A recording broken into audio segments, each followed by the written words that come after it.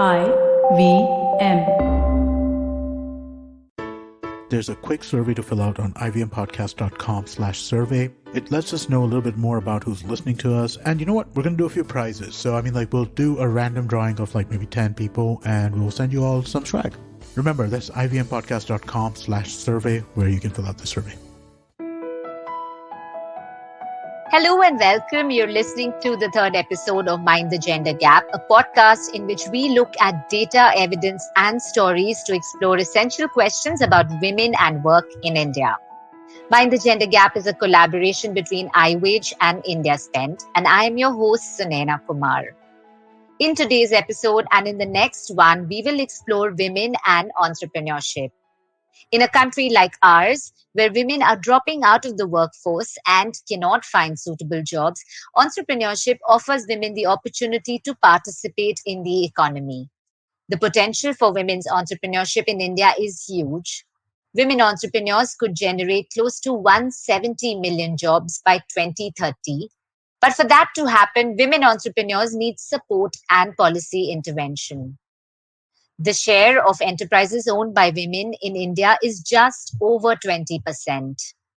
West Bengal, Tamil Nadu, and Telangana are the top 3 states for women-led enterprises. These businesses are mostly micro or small enterprises concentrated in the informal sector, and they generate low revenues.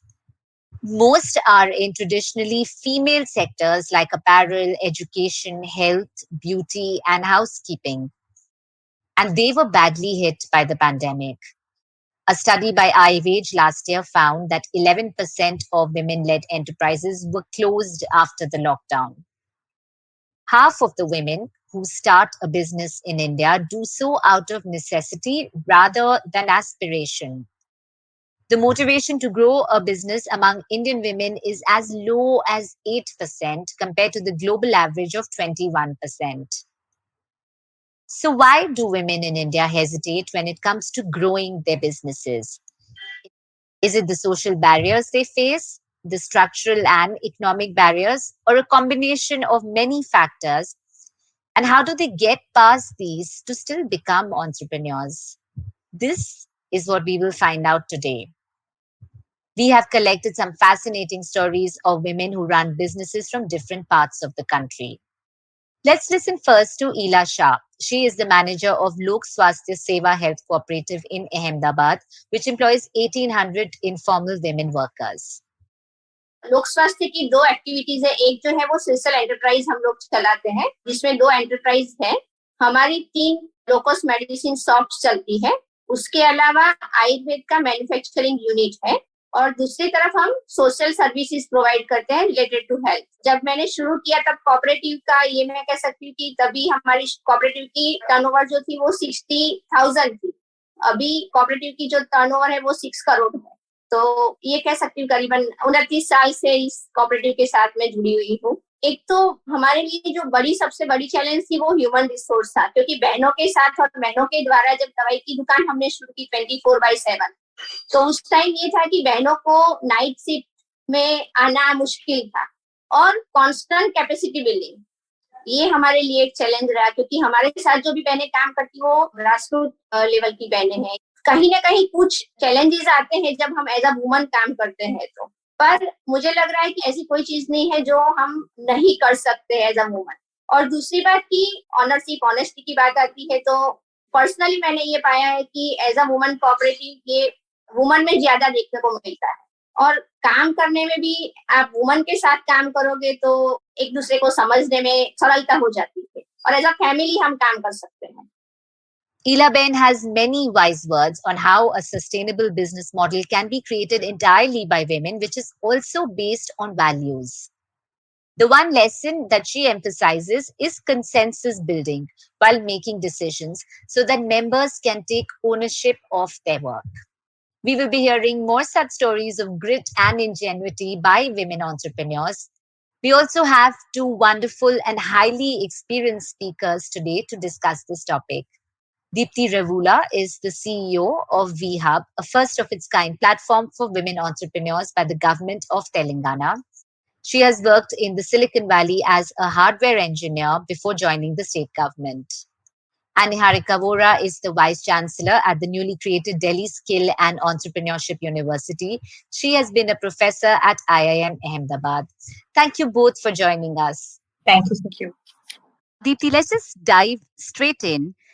Being an entrepreneur in itself is a challenge in this country. Being a female entrepreneur increases the magnitude of that challenge. Why is that? What are the barriers that women who run micro and small enterprises in India face? Thank you for the first question. I think that is actually going to be the theme for this entire conversation, and that is something that we've been trying to tackle over the past few years. So, as you rightly said, it is a big challenge for many women to get into entrepreneurship. And it is not a challenge that has actually just arrived, right? It's been going on for many, many decades. And part of the issues have been, the systemic challenges that we all know, education, rights, and so much more. But I think over the past 5 to 8 years, the landscape has definitely changed. So now more and more women are actually entering entrepreneurship, which is quite encouraging. And one of the next things also I would like to highlight is that, Neharika and Sunaina, is that we also now are seeing a lot of women who are not doing the same traditional kind of enterprises also. They are stepping into newer areas. However, when it comes to the micro and the medium enterprises, the challenge has been scale. I think that is where a lot of our work has been. So when you look at women who are running micro enterprises, they have been skilled to know and understand that, you can run your business from home. You can do your thing from home. And that risk appetite has not been inbuilt. That is one of the first challenges. The second challenge that we see with a lot of women entrepreneurs who are at a micro and medium scale is that there are certain if I may say, forward linkage and backward linkage challenges. Let's say you set up an entity that is brilliant, but now you want to go to the next level. Where do you want to go? Who will help you? That kind of a gap is still existing. The third challenge also is, again, access to finance and financial literacy, which is severely lacking among many of the women who are brilliant entrepreneurs, but still take a lot of pride in saying that, I only do the business, my husband handles the money, or, I have hired somebody. That kind of pride in not knowing finances is one of the other challenges that we actually often see. And last and most important thing is that in the micro and medium, there is still a beneficiary mindset, which means that a lot of women are often told at the micro and let's say the scales that you're talking about, that they are empowered when they set up one unit. And that is one more glass ceiling that we are building for them, saying that this is enough for you. You're empowered enough. And now they are waiting for the next grant, the next scheme, the next NGO will support them to scale them. And they are not taking the leap forward themselves, the inherent barrier. I think these are the few challenges that we often see. And I will not say it's all grim and it is all India. It is actually across the world. So I think the day we move women entrepreneurship from a beneficiary and empowerment model to an entrepreneurship and enterprise model, I think we are all in great stead. And that just not applies to women, but also many of the marginalized communities across the spectrum. That's very well said. Move it from the beneficiary to the entrepreneurship model. Neharika, I'd like to hear from you. First of all, if you would add anything else to what Deepthi said in terms of barriers women face, but specifically from you, based on your own research where you have looked at the issue of access to finance for women entrepreneurs, research has shown that most female entrepreneurs depend on their own savings, loans from families and friends, or micro loans to finance their businesses. There is data from the Indian Economic Census which confirms that the source of finance for 79% of organizations led by women entrepreneurs is their own capital. And that is because banks and financial institutions are skeptical of business models by women. What would you say to that? So thank you again, Sunaina and Deepthi, for this interesting conversation. So among the women micro entrepreneurs, there is this whole aspect of beneficiary mindset. I want to add another layer to that. In fact, among the women entrepreneurs, often they have a skill. Maybe they know how to stitch, maybe they know how to make achar or papad or whatever it is, and they create a small enterprise around that skill. So in fact, it's basically using their skill to create a livelihood for themselves. And in that process, if they have 3, 4, 5 other women who work for them, that's a micro enterprise. On the other hand, I think it's important to recognize that Actually, if you look at a definition of an entrepreneurship, it is about finding an opportunity in a problem that remains unsolved, and the entrepreneur creates the ecosystem or a process to solve that problem. So a lot of times what we call as women entrepreneurs are really not women entrepreneurs. They're using their best skill to create a livelihood for themselves. And as a result, what happens is, because they're not looking at solving a problem or a gap in the ecosystem or trying to create a solution which is more elegant, often their business itself does not lend to growth. There is a limit to what you can sell, whatever you can do with your hands or have 5 or 6 other people do, unless you grow at a very different pace. So therefore, that becomes one built in as how I think of entrepreneurship. So I don't think it is only that women don't want loans, but it is also true that a lot of times when women do go out to get loans, the other side is very reluctant to have that conversation with them. They also have a sense that they would prefer to have a loan conversation with a man. I have had women friends who are entrepreneurs, well educated, who, when they have gone to the bank, have been asked by the manager, so who is the owner? Who's going to have this conversation with me? Right? So you can imagine if this happens to the well-heeled, well-educated women, what happens when you are not so well-educated and you're not so well-heeled and you are going for a loan conversation? It just sometimes serves the purpose to say that somebody else will have my finance conversation. So I guess that's something that I would like to also talk about. Of course, so there is a systemic bias even from the lender side, which is typically men who will not want to even have a money conversation with a woman entrepreneur. Yes, I know that Deepthi wants to add to that. So first, I would like to completely thank Neharika for actually saying what she's saying. This is something we've seen over the past 4 years, right? We've been working with more than 5,500 women. I know for a government, it's not a lot of number, but one of the things that we are doing is making sure that we can actually not just call every woman who runs a business as a woman entrepreneur. She actually hit the nail on the head, right? So there is a difference in being self-employed, and there's a difference between being an entrepreneur. So when it comes to those differences, once we identify that, that is where the financial literacy also needs to come into play. So one of the things we've noted is that, as Neharika was rightly pointing out, bankers are very reluctant to give funds to women. However, have you ever seen the kind of paperwork that is submitted by women entrepreneurs to a bank? Just because a scheme says 2 crores without collateral, they apply for 2 crores when their business needs 8 lakhs. So I think we need to fix the problem there, and that is something that needs to be done. Second thing also is that due to, let's say, you are being in certain communities, you get certain incentives and subsidies. I can give you a tiny example here. But we have a program that we are running with a marginalized community here in Telangana. One thing we say whenever we go to a place as a government entity is, we are not here to give you a loan, land, or subsidy. And that is one of the acceptance criteria. 50% of the room leaves. Okay, we work with women, 50% of the room leaves. And the remaining 50% who are part of this marginalized program with us, we wrote to bankers saying that please judge the project report that is being given by these women who have been trained by WeHub for 7 months. They know every single line of their DPR. So we have actually trained them on the DPR, and the bankers were intimated that don't look at them as subsidy candidates. Look at them as entrepreneurs who have a DPR. And then we get to know that all these women have banded together and have given a representation to a minister saying that we are all poor people who need the subsidy, without which we can't set up a unit. So now what I'm trying to get at is, while we completely agree that there is a challenge with the bankers wanting to give money to the women, there is a lot of financial discipline that has to be incorporated. And the onus lies on, I think, people like Neharika and us to come out and say that, the problem not just lies on one side, but also on the other side. And more patronizing of these women challenges needs to stop. Let us fix. Don't lower the bar because somebody is a woman. How do we raise the bar and prepare more of these women to reach that bar is the job that we all have as a community.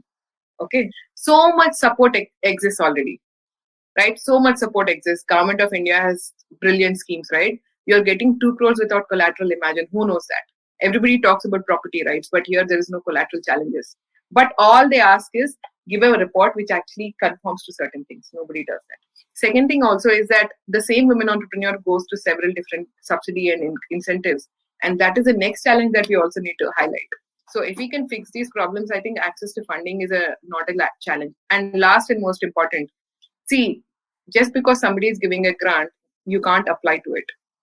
So we need to also do the matchmaking between our funding sources and our needs. And that also is one more third thing that I think we need to talk about. So yeah, I'm sorry I have a lot to say because we work on these challenges day in and day out.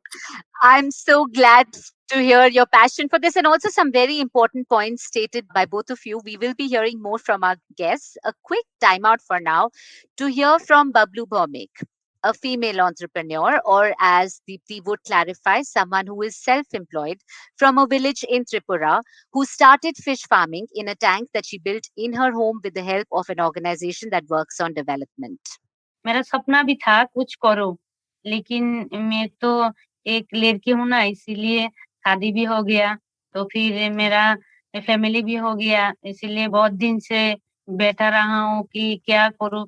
फिर भी सपना तो सपना ही है ना, पैसा की भी जरूरत है, तो मैं पैसा कहाँ से लाऊं? तो मैं TRLM ग्रुप से थोड़ा पैसा लोन लिया, एक टैंकी बनाया। तो प्रॉब्लम ये हुआ था कि तब तो कोरोना भी था, मैं 2021 में चालू किया था अप्रैल में, तब तो कोरोना भी था, लॉकडाउन चल रहा था, तो मार्केट कौन जाएगा मार्केट में, गांव में थोड़ा थोड़ा करके बिकता था, मेरे को कोई पहचानता भी नहीं, कैसे बिकूं। हस्बैंड तो इतना भी साथ नहीं देता है ना, तो मैं थोड़ा थोड़ा करके गांव में बिकता था, और लॉकडाउन था इसीलिए बहुत प्रॉब्लम फेस किया था। Bablu Bhaumik started her business during the lockdown. Despite facing issues initially, it has given her financial independence and confidence. She's now planning to scale it up and has saved money to start a second fish tank in her backyard. Deepthi, this is a question that I want to put to you. We just heard the story of a home run business. A study by iWage in Rajasthan and Tamil Nadu found that time and mobility are the two main barriers women face in expanding businesses, leading to the emergence of home based businesses. According to that study, women were able to dedicate, on an average, 5.8 hours a day to their home based business, which was interrupted by 6.6 hours of unpaid caregiving work. Home-based businesses give women greater flexibility to manage their domestic responsibilities, but these businesses cannot grow. How do we address this issue? The answer is quite simple. I think decentralizing services is the way to go. And I think that is something that Neharika ji is actually working on, isn't it? So one of the biggest challenges a lot of women face when they try to scale up from their home-based business is, number one, they have to go up to a city or a support mechanism which is far away from their home to get any access. Number two is that they are still, the role model creation of them as a role model in that society hasn't happened. So amplifying their work hasn't happened. So they are still tasked with both the things. And third important thing is that when I say decentralizing in services, that includes childcare. Do we have a properly equipped Anganwadi or an inclusive school which is nearby where a woman can actually drop her child? Now, the other thing is also how do we make sure that, there are support mechanisms for taking care of is there family support that is there? If not, can we create like a daycare or a crush in that community where the women can take care of these things? These are the main challenges that we have seen. And the way we countered it is that we actually go to where the entrepreneurs are. And the more you are in the community that they belong to, and the more you highlight them, I think the unpaid work that you're talking about goes down a lot more. Because once a woman is seen as a role model and her family realizes that, oh my God, she's so famous, I think that actually trickle-down effect is a lot more beautiful. And I think that is going to help a lot. But decentralizing services is the key. And last and most important thing is that jurisdictional challenges. Let's say if you're an SHG member, you have to go to certain department. If you're scaling beyond SHG, then you have to go to one more department. If you're scaling beyond that, if you're in a sector, you have to go to that department. So who is the translator for that woman? Because she does not have time for all this, right? So we also need more translators, like let's say incubators and NGOs who can actually support a woman to have a black box approach. Acha, I need this intervention. I go here and I come out. Bas, that's it. So I think that is one job we have. Neharika, I want to ask you the question of skilling, which you are now working on. More than men, it is women entrepreneurs who bear the brunt of the lack of knowledge, whether that is business skills or digital skills in the age of e commerce. What is the role that skilling can play in supporting female entrepreneurs? And do you think that the government has been able to address this through the skilling programs? So I guess you have very correctly asked the question, is there a role for skilling? Of course there is. For anything that you need to do well, you need to have the skills around it, right? In today's day and age, some of the skills that we need are definitely around, having the ability to put your stuff up on a e-platform, or to be able to access resources remotely, to have the ability to possibly do e-banking and all of that, right? So it's important that you have these skills. I think there is an iWage study which shows that while women do have access to a smartphone, many of them use it much lesser than the men in the home. So therefore, a lot of the facility of the women with their own phones, it does not exist as much as it does for those who use it more. So if you use it more, you will have more facility. So I think, yes, skilling is really important. I think skilling, not just, there is skilling that you need possibly for what will make you better products or a better service. But I think there is also skilling that is required in sort of accessing the network and also being part of the ecosystem. And therefore, that is required. I personally think that government programs at skilling have helped to a very limited extent, because most of them have not even understood what is it that a person needs, and therefore what is and how and where can they access that need, is something that they really has not been focused on.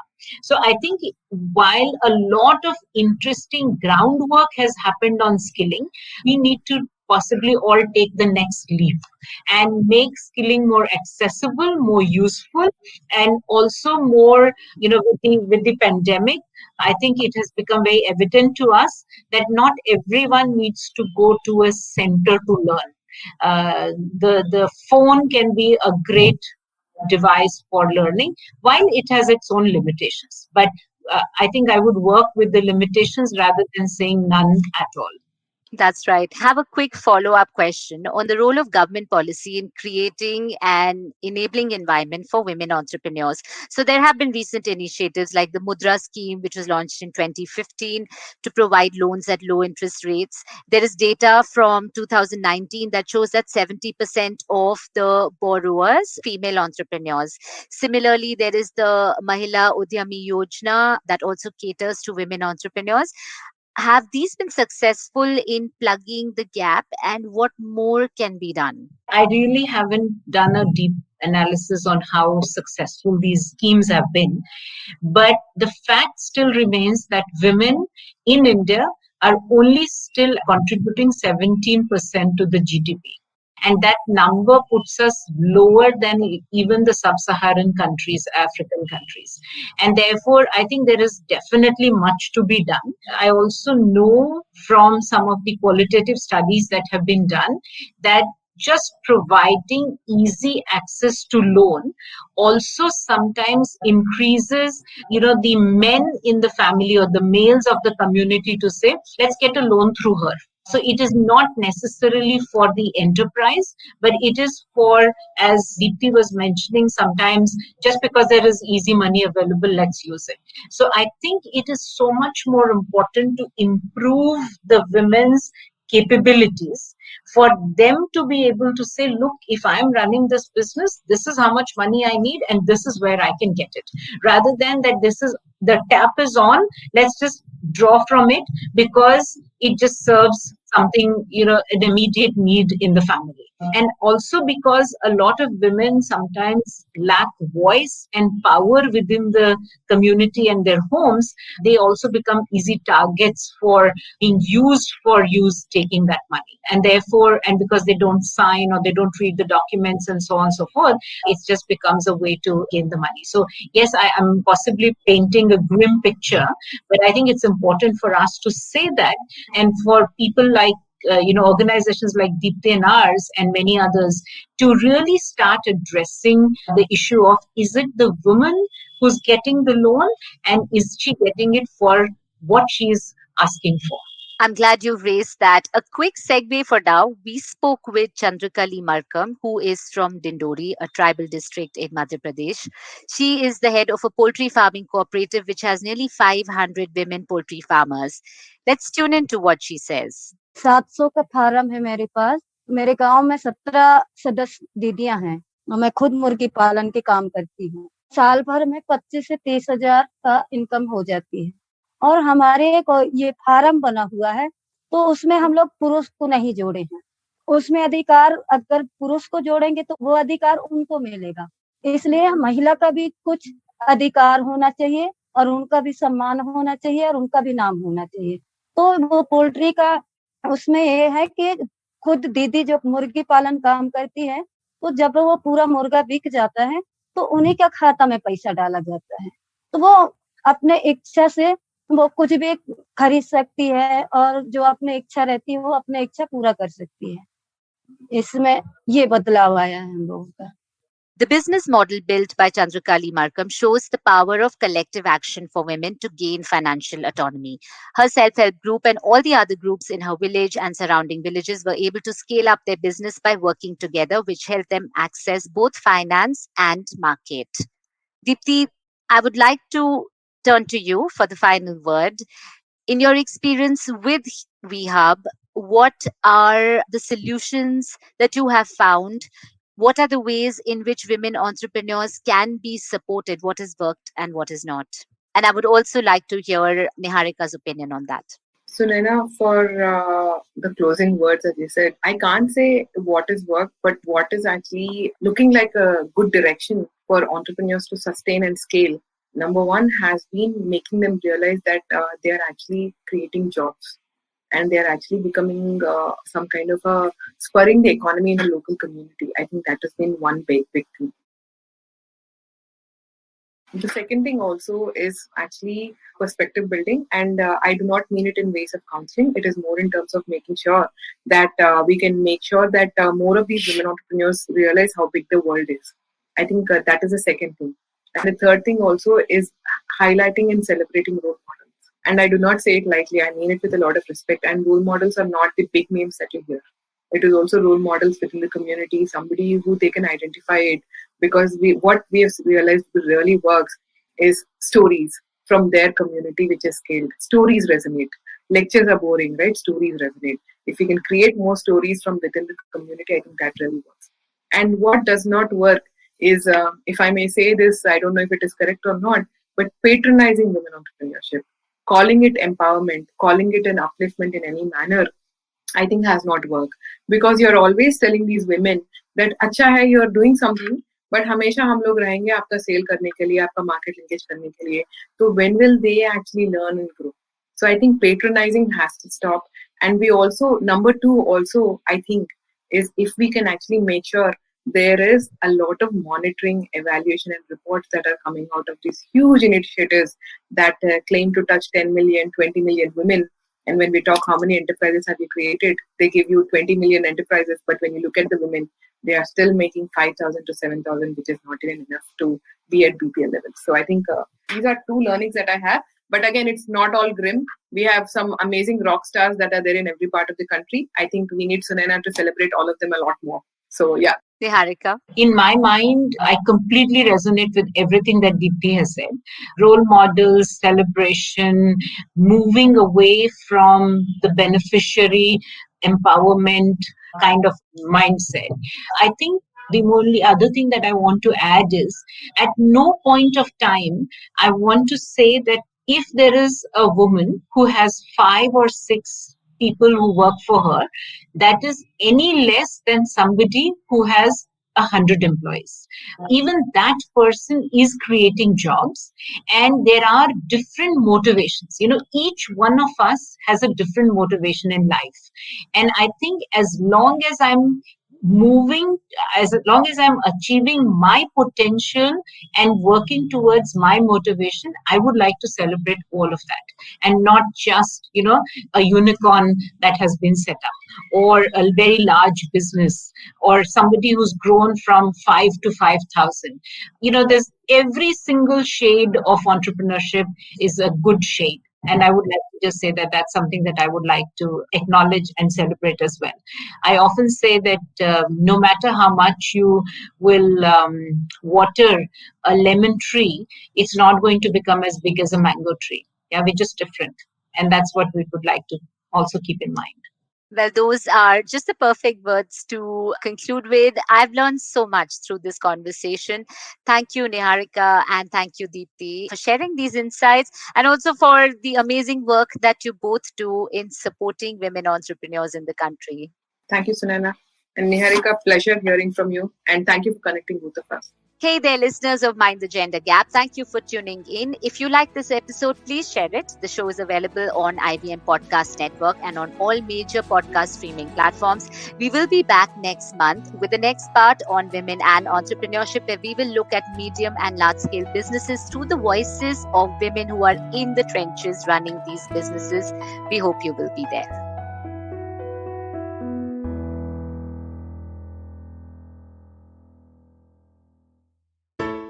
Hey, it's been another great week on the IVM Podcast Network. On The Habit Coach, Dr. Madan Kataria tells Ashton how laughter yoga came to be. On Pesa Vesa Anupamas Mukesh Kalra, founder and CEO at ET Money, about their new intelligent investment service, ET Money Genius. On Smarter with Sid, Siddharth explores the relationship between Twitter, free speech, and Elon Musk. On The Habit Coach, Ashton shares tips on how to not abandon a new habit midway. And on Say No to Drama, Chetna guides us through a process to better identify our intuition.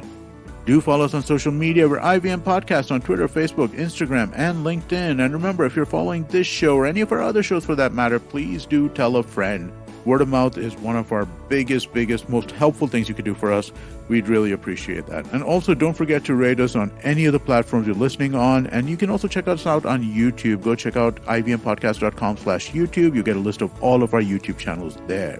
We're also doing a small listener survey to better understand how you respond to our shows and the advertising on the network.